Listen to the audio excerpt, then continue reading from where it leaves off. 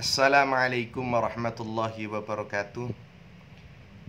Assalatu wassalamu ala ashrafil anbiya'i wal mursalin wa ala alihi wa sahbihi ajma'in, amma ba'd.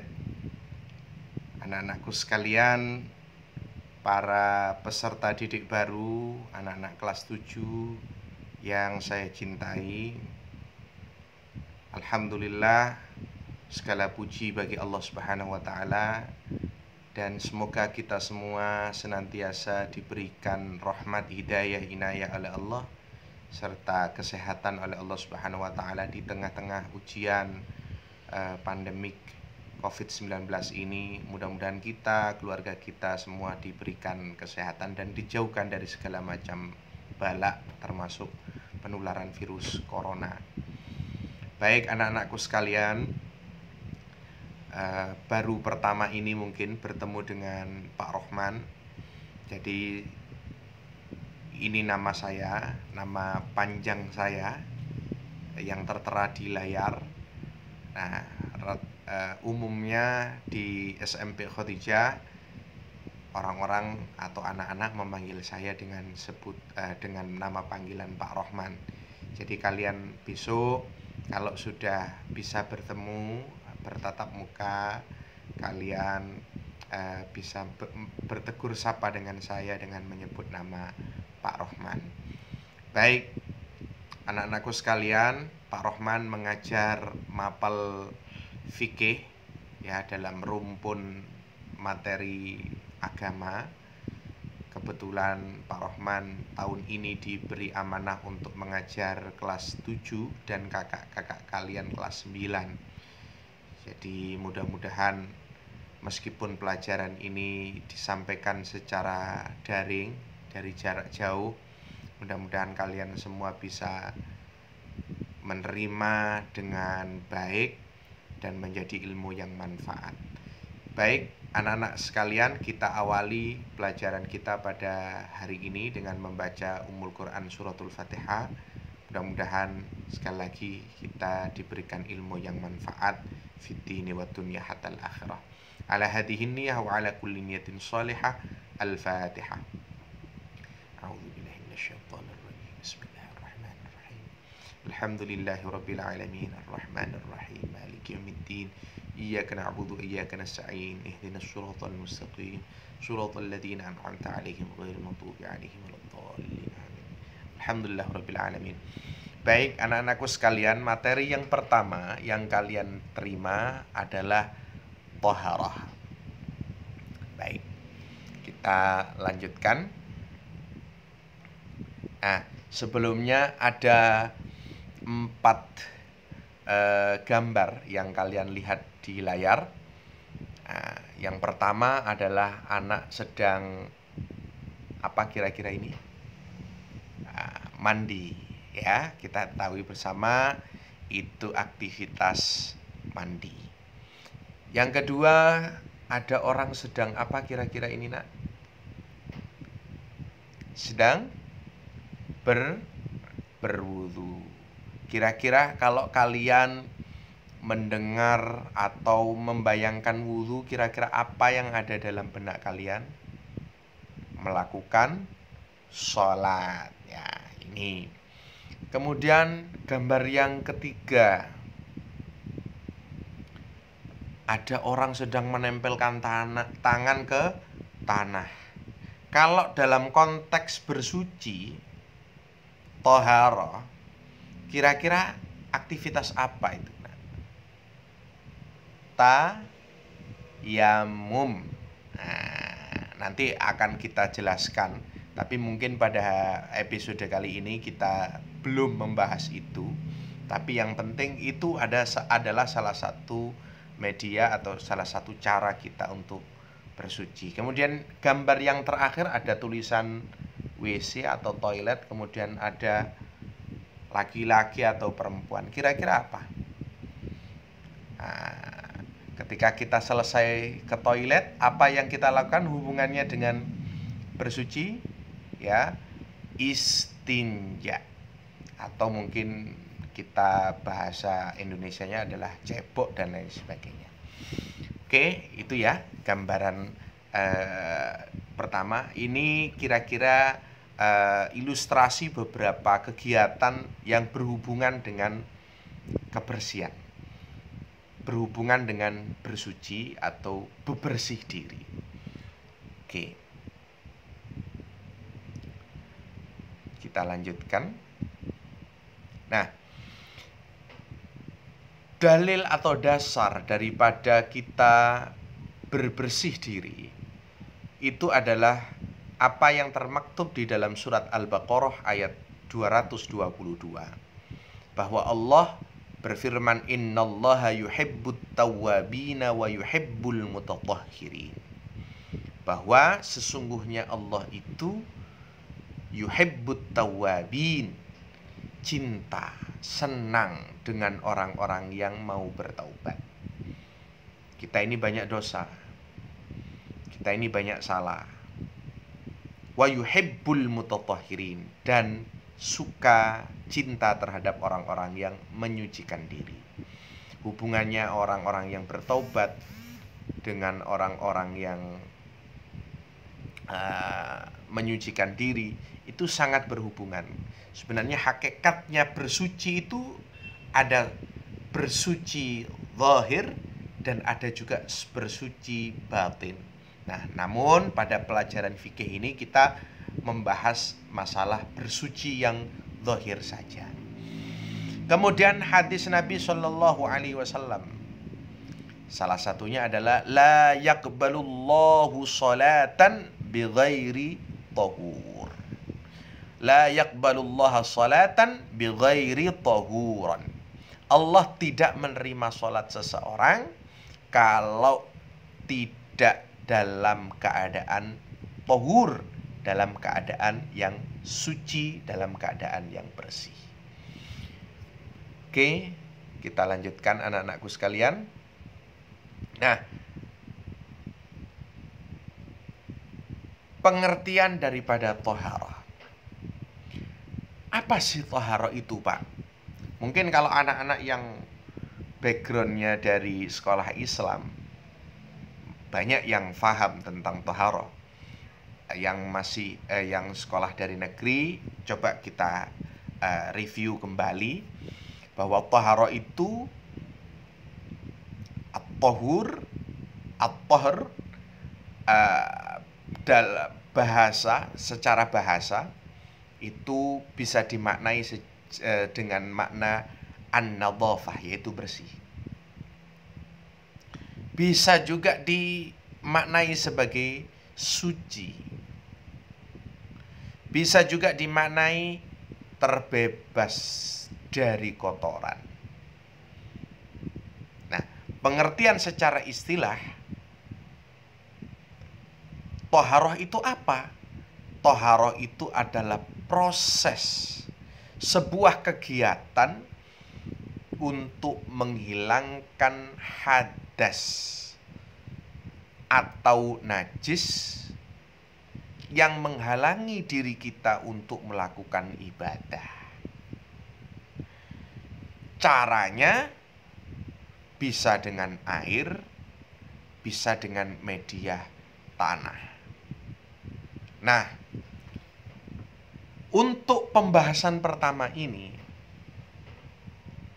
karena dari pengertian thaharah itu adalah menghilangkan hadas dan najis. Jadi ada sebuah keadaan atau ada sesuatu yang bisa menghalangi kita untuk beribadah. Ada dua, baik itu hadas, baik itu najis. Karena contoh, salah satu syarat seseorang untuk melakukan sholat adalah bersih suci dari hadas dan najis. Nah, jadi najis ini menghalangi seseorang untuk melakukan sholat. Contoh, hadas juga menghalangi seseorang untuk melakukan ibadah. Nah, apa sih pengertian dari hadas? Apa sih pengertian dari najis itu yang kok menghalangi ibadah kita, Pak? Oke, kita lanjutkan. Dalam episode ini cukup kita membahas masalah hadas terlebih dahulu. Untuk selanjutnya nanti baru najis, kemudian baru nanti bagaimana caranya dan lain sebagainya, itu pada episode-episode yang akan datang. Oke, kita lanjutkan. Nah, kita membahas hadas. Apa itu hadas? Hadas itu adalah keadaan tidak suci, kondisi seseorang sehingga orang itu tidak bisa melakukan ibadah, terhalang karena kondisinya, statusnya. Hadas ini bisa membatalkan sholat dan juga bisa membatalkan wudhu. Hal ini berbeda dengan najis. Jadi kalau tadi yang kita kenal ada hadas, ada najis. Kalau najis itu adalah membatalkan sholat tapi tidak membatalkan wudhu. Secara gamblang, secara sederhana, hadas itu adalah kondisi seseorang atau status seseorang. Kalau najis itu hubungannya dengan zat atau benda. Itu gambarannya. Contoh, orang yang sedang kentut. Nah, di sini kan ada tulisannya ini. Ya, orang yang sedang kentut. Orang yang sedang kentut itu adalah orang yang dalam kondisi hadas kecil. Atau kita buang air, kita kencing. Ketika orang itu kencing, melakukan aktivitas buang air, maka status orang itu menjadi hadas kecil. Dan zat atau benda, cairan yang kita keluarkan dari tubuh kita berupa kencing atau urin, itu yang disebut sebagai najis. Jadi beda. Kondisi orangnya itu disebut hadas, gambaran sederhananya. Zatnya itu najis. Pak, apa Pak maksudnya kok ada hadas kecil? Berarti juga nanti ada hadas sedang. Berarti nanti ada hadas besar. Nah, kita lanjutkan pembahasannya ya. Jadi yang terpenting kita mengetahui dulu posisi hadas. Oke, kita lanjutkan.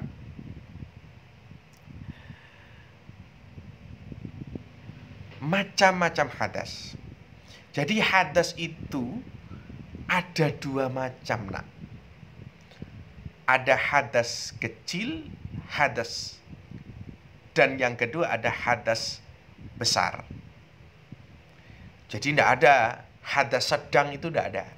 Jadi ya hadas kecil, ya hadas besar.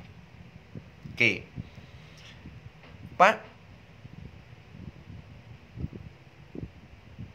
nanti apa sih hadas kecil itu?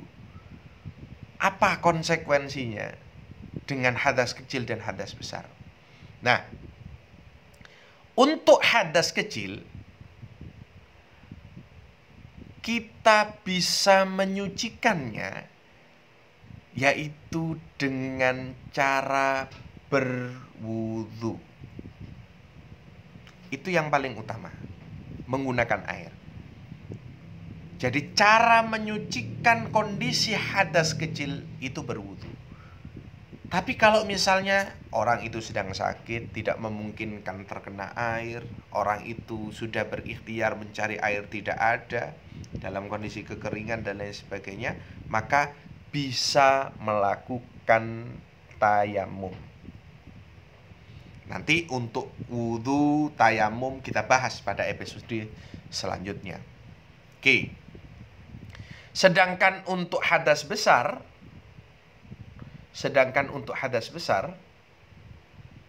hadas besar ini hanya bisa disucikan dengan cara mandi wajib atau banyak dikenal dengan mandi besar.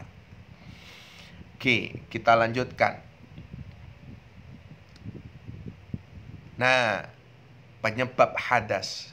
Karena tadi ada hadas kecil, ada hadas besar. cara membersihkannya pun juga sudah kita ketahui bersama. Mohon maaf ini tertutup, saya geser. Oke. Kalau hadas kecil, kita ingat lagi, hadas kecil kita cara membersihkannya adalah dengan cara berwudu. Untuk hadas besar, cara membersihkannya adalah dengan mandi. Nah, kondisi yang seperti apa sih yang menyebabkan orang itu masuk dalam kategori hadas besar, masuk dalam kategori hadas kecil? Kita bahas yang pertama, hadas besar. Orang-orang yang apa yang harus mandi untuk menyucikan? Yaitu yang pertama adalah orang yang setelah melakukan jima atau bersetubuh suami dan istri. Jadi ada suami istri setelah bersetubuh, maka kondisi orang itu adalah hadas besar, dalam kondisi hadas besar. Nah, maka tidak bisa seseorang itu tidak boleh sholat, tidak bisa baca Quran dan lain sebagainya. Ya, itu konsekuensi hadas besar. Nah, siapa saja yang harus bagaimana cara mensucikannya? Cara mensucikannya adalah dengan cara mandi besar. Siapa saja orangnya? Satu, orang yang bersetubuh. Selanjutnya, oke, agak susah ini. Orang laki-laki yang keluar sperma atau air maninya. Jadi misalnya laki-laki itu tidur, kemudian dia mimpi, kemudian keluar air mani, maka orang tersebut, laki-laki tersebut dalam kondisi hadas besar. Cara mensucikannya adalah dengan cara mandi. Selanjutnya,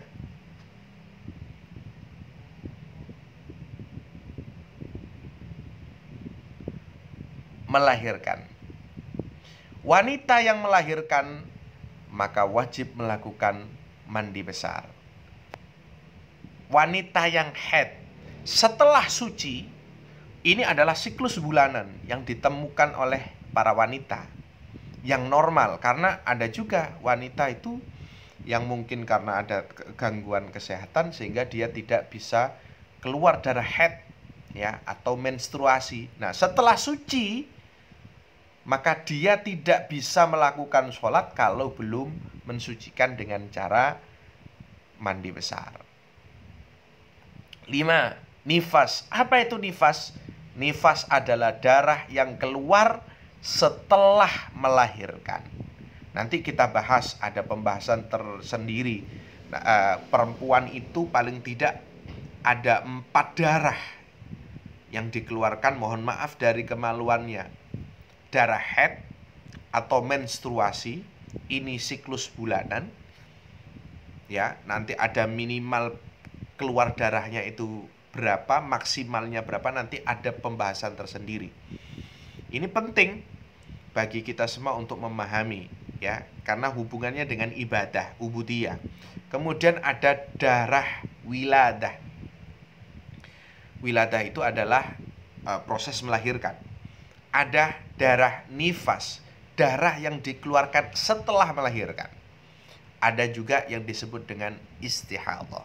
Nah, ini nanti kita bahas pada episode selanjutnya.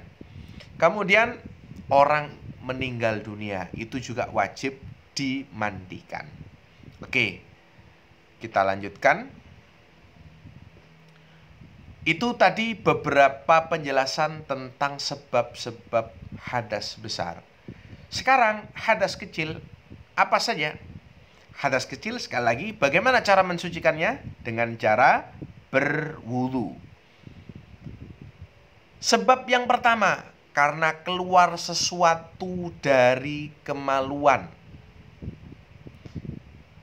Salah satu atau 2 lubang kemaluan. Maknanya adalah kemaluan kubul. Kemaluan kita itu ada 2. Maksudnya kubul itu lubang bagian depan, Dubur adalah lubang bagian belakang. Apa saja yang keluar dari dua lubang ini, maka menyebabkan seseorang itu hadas kecil, kecuali kalau yang laki-laki mani, kalau yang perempuan darah haid, ya.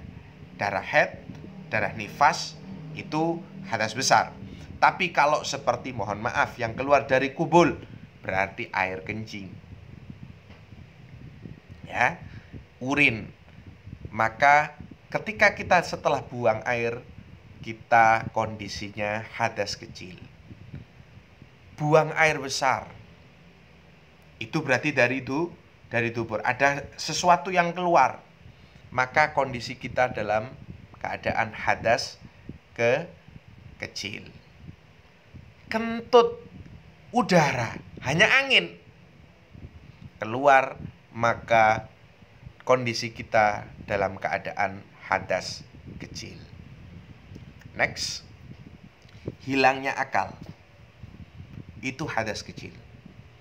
Ya, di sini termasuk ya tertidur, atau misalnya kita pingsan, berwudu mau sholat ternyata kok pingsan kita, ya, maka kita setelah siuman wajib untuk berwudu kembali.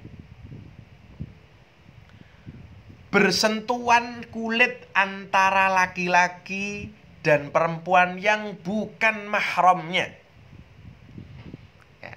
Jadi di sini kalau yang mahramnya itu siapa? Ya, kita dengan ibu kita, atau orang tua dengan anak, dengan cucu ke bawah. Kita dengan orang tua kita ke atas, nenek dan lain sebagainya. Itu mahram. Atau orang yang tidak bisa dinikahi, itu mahram namanya. Bagi orang yang bisa kita nikahi, ya, kita sama teman kita, kita dengan sepupu kita, bersentuhan laki-laki dan perempuan, maka batal. Ini menurut mazhab Imam Asy-Syafi'i. Kita tidak membahas untuk mazhab yang lain, karena mazhab yang lain, ya, contoh salah satunya mazhab Imam Malik, tidak batal, tapi nanti ada konsekuensi yang lain, ya. Untuk Imam Asy-Syafi'i, bersentuhan batal. Bagaimana kalau dengan istri kita, misalnya suami istri kita? Karena saya pernah melihat ayah saya itu menyentuh ibu atau mama. Gimana Pak Rahman hukumnya? Maka kalau menurut mazhab Imam Asy-Syafi'i, maka batal wudunya. Dalam kondisi hadas kecil, kalau mau sholat harus wudu lagi. Karena menyentuh kelamin dengan telapak tangan, itu yang selanjutnya. Jadi kalau misalnya kita dalam kondisi berwudu, ya, mohon maaf, kita menggunakan celana atau apalah yang menyebabkan kita menyentuh kelamin itu dengan telapak tangan, maka batal. Tapi kalau misalnya kita tersentuh di punggung tangan misalnya, atau di tangan sebelah mana, itu tidak membatalkan. Yang batal kalau menyentuh dengan telapak tangan. Tidur yang bukan dalam posisi tamakun, tetap di atas bumi, seperti Pak Rahman sekarang ini duduk. Jadi mohon maaf, pantatnya menempel ke atas bumi. Jadi kalau misalnya saya duduk seperti ini, dan maksudnya bumi itu ada tertempel, saya sedang duduk ini, pantat saya kan tertempel, kemudian saya tertidur, ketika bangun tidak membatalkan wudu. Tapi kalau misalnya saya tidur rebahan dan lain sebagainya di kasur, dan itu maka saya bangun harus wudu lagi kalau mau melakukan sholat. Baik, itulah materi pertama tentang hadas. Semoga kalian semua bisa memahami, dan saya harapkan kalian terus mencari informasi dari referensi-referensi yang ada, dari media-media yang ada. Nanti jika ada yang perlu didiskusikan, yang perlu dikomunikasikan, silahkan kalian bisa sampaikan melalui chatting. Terima kasih. Akhiran wallahul muwaffiq ila aqwamit thoriq. Tsumma assalamu alaikum warahmatullahi wabarakatuh.